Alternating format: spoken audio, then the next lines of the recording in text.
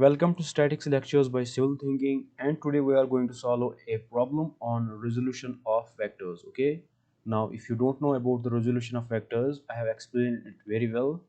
You can click here to watch the tutorial on resolution of vectors. Now coming to the problem, determine the component of force P equal to 40 kilonewton along x and y axis as shown in figure PA3. Okay, this is figure PA3. We had to find the x component and the y component. Now you can see here, this is the x component, this vector, and this is the y component, right? Now we know the x component because this angle is theta.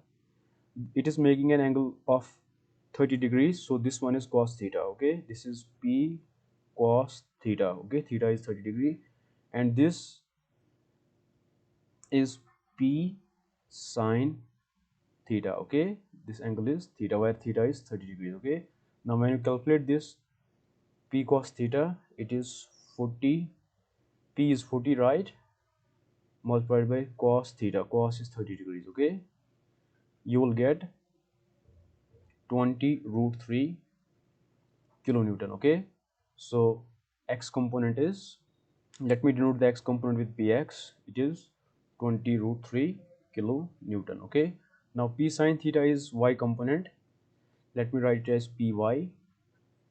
Okay, or along the y-axis it is P sine 30, right? P is 40 kilonewton, 40 multiplied by sine of 30 degrees. Okay, now when you solve it, you will get 20 kilonewton. Okay, so we get py to be 20 kilonewton. So which option matches?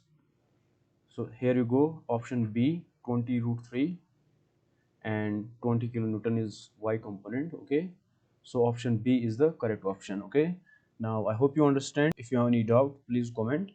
See you in the next class. Thank you.